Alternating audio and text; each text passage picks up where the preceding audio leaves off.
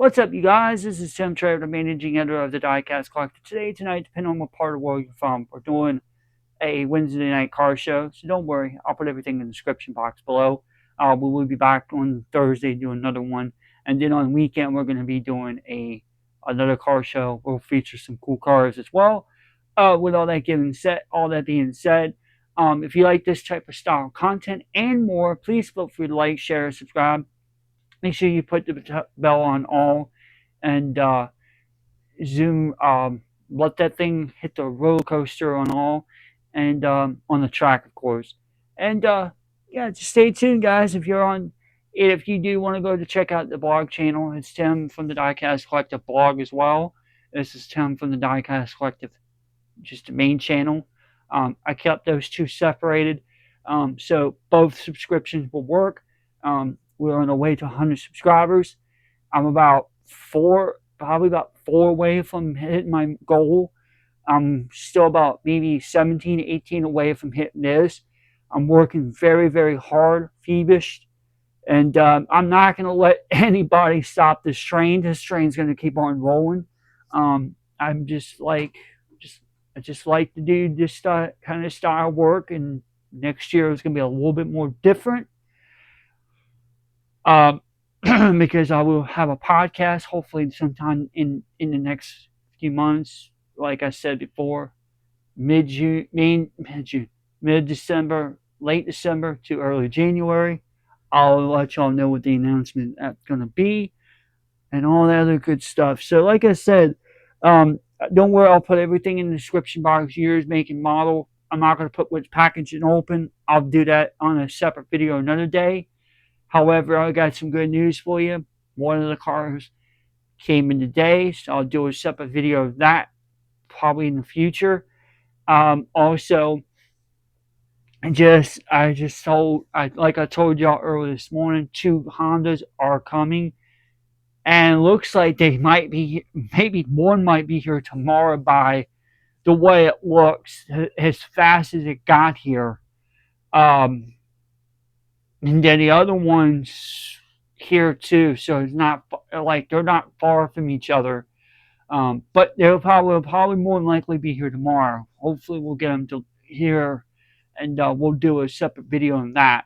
Like I said before, and I'll say it again, guys and girls. I'm also trying to resupply a little bit of the diecast cars here a little bit, and get some cool stuff coming. So stay tuned on that. I do got about 4 or 5, well, about five packs now. That's what these came out of a 5-pack. I got the other 2 cars sitting over here on the other side of here. I'll do that on a separate video another day. And then I got another 5-pack. I'm just going to show y'all. I'm not going to open because I don't have a second one yet. And guys and girls, I typically don't do a 5-pack review because there's just too many cars in there, or just not enough. It's just not my kind of, they're like not my kind. And a 9 and a 20-pack cars. I typically used to do that back in the day. I used to do those kind, and then I slowly stopped because it was just too many cars, and plus there's a lot of fantasy cars in there and a lot of junk cars and stuff. I just don't do them. They're not really worth my money to get them now because they're getting expensive. Last time I was at Wally World, I think I saw them over $21. Some places are more expensive, but that's just here or there. It's why I don't really typically mess with 20-pack or 10, 9, or 5 or 3, whatever the packs are. I don't mess with those. I used to. Mainly, I would got the 9-packs just to see what kind of cool car we got. But other than that, I just had to stop because I was spending way too much money on them. That's back when I first started. I got like about 4 or 5 cases, 4 or 5 of these 9 or 20 packs. Well, the 20 cars, I would get 2 of each just because it's open and packaged thing. I still got some of them when I was living in Virginia. I'm not going to go in that detail of that story. I'll tell that another time. However,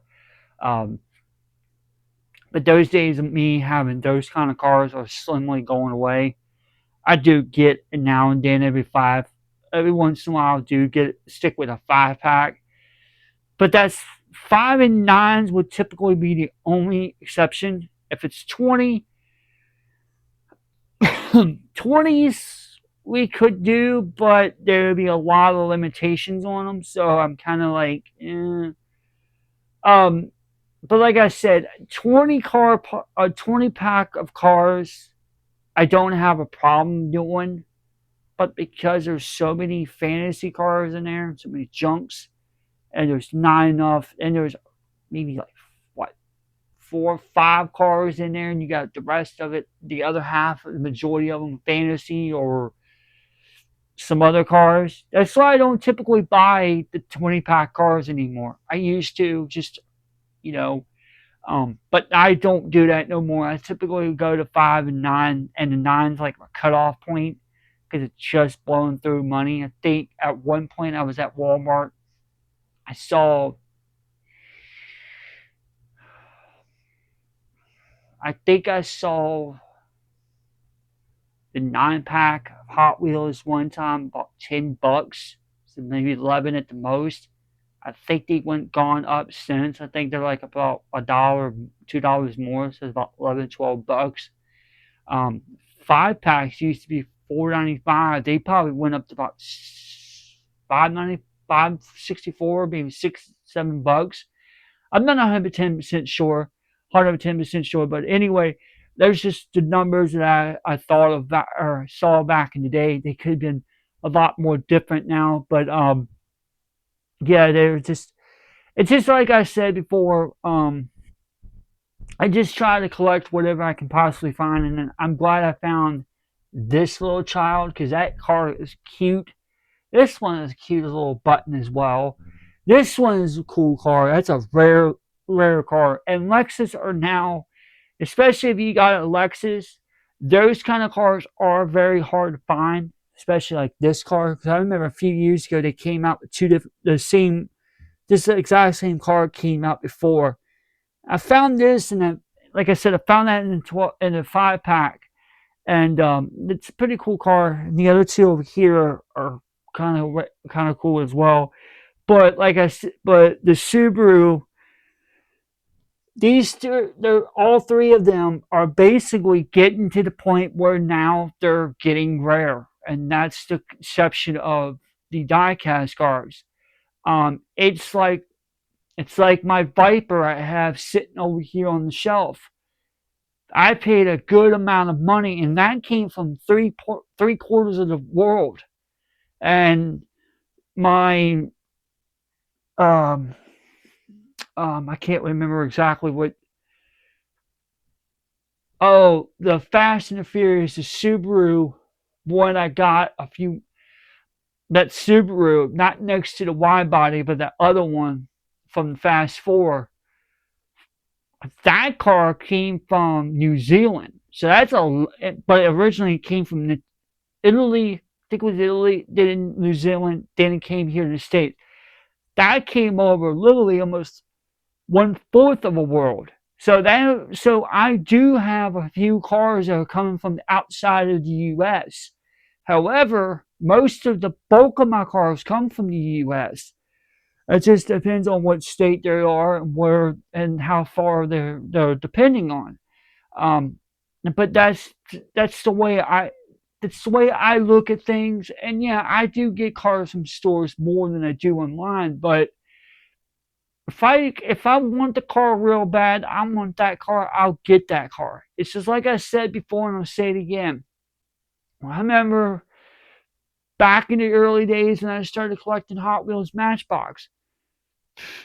I used to beat the snot out of them. I would go and play in dirt.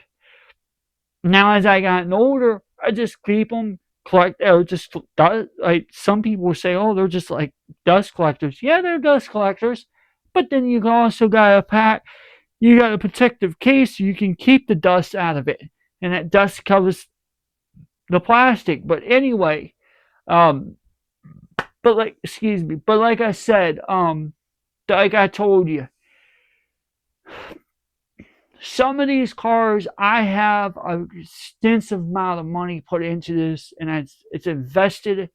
I invested a whole lot of money into my collection, and that's what I love about doing what I'm doing now, because I love giving back to people that are less, that really can't do it, or they can do it but they just don't have the kind of money. That's why I'm encouraging people. This is the message that I'm going with.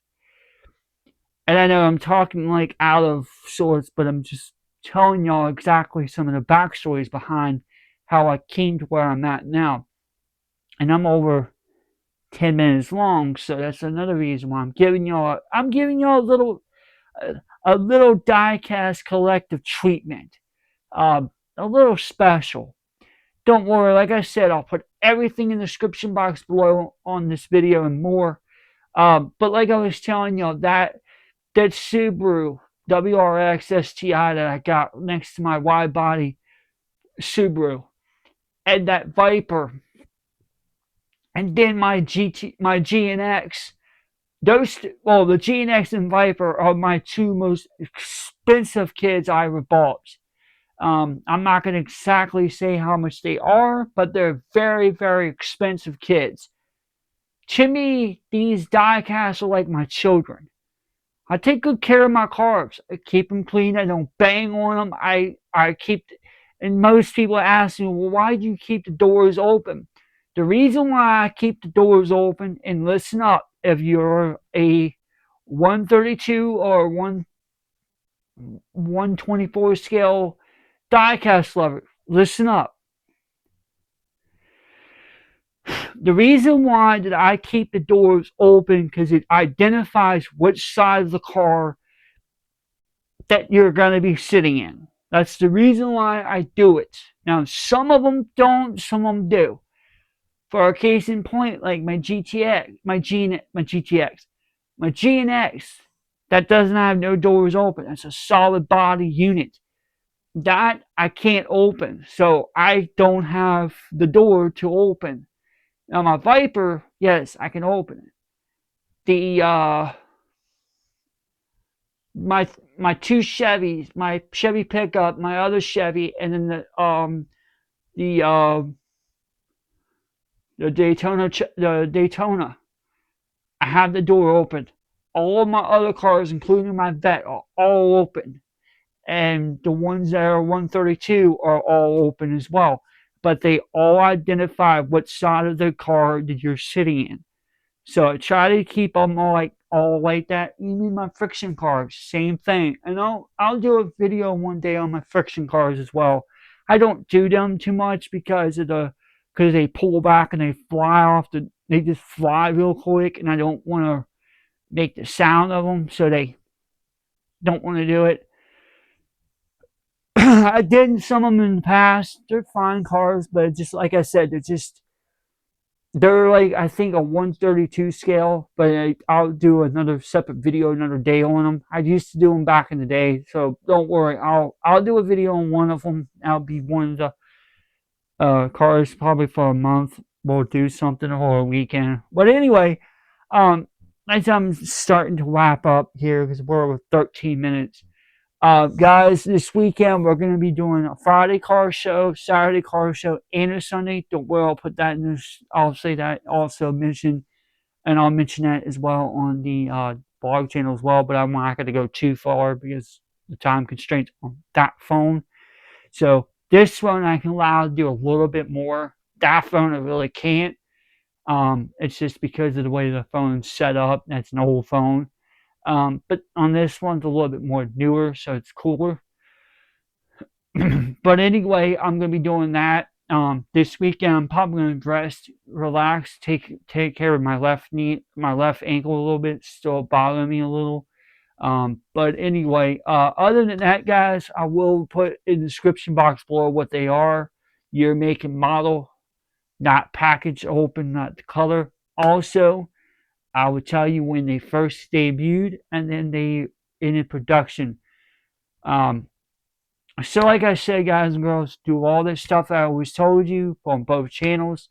And with all that being said, I'm gonna go over on the blog, film the same thing, and I'll put all this stuff out. And then afterwards, I'm gonna relax and I'm probably gonna end up falling asleep and go to bed because I do need my sleep because I'm tired. I very am tired. Anyway, guys, until next time, this is Tim Trader, managing editor of the Diecast Collective. You have yourself a fantastic day or night, depending on what part of the world you're from. We're out.